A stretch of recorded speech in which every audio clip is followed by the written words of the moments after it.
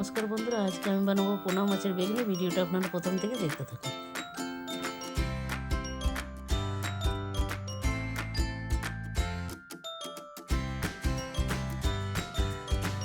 নিয়ে নিয়েছি পোনা মাছগুলো না অল্প লেবু মাখিয়ে 10 মিনিটের জন্য ঢাকা দিয়ে রেখে দেবো। মাছে দিয়ে দিচ্ছি নুন, হলুদ গুঁড়ো, মাছটা ভালো করে মেখে নেব। কড়াই দিয়ে দিচ্ছি তেল গরম হয়ে গেছে, এবারে মাছগুলো ভেজে নেব। মাছগুলো ভাজা হয়ে গেছে, এবার আমি তুলে নেব। এবার একটা বাটিতে নিয়ে নিয়েছি 2 চামচ বেসন,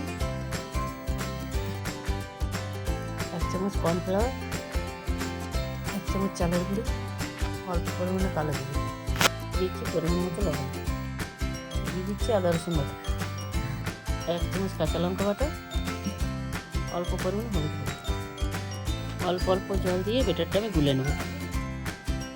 ব্যাটারটা আমার রেডি হয়ে গেছে। এবারে এক এক করে বেগুনিগুলো কড়াইয়ে দিয়ে দিচ্ছি তেল। এবার আমি এক এক করে মাছের বেগুনিগুলো ব্যাটারে চুবিয়ে ভেজে নেব।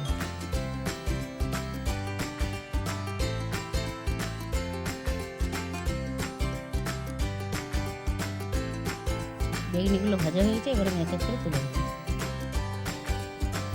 আপনাদের যদি রেসিপিটা ভালো লাগে তো লাইক, কমেন্ট, শেয়ার করবেন।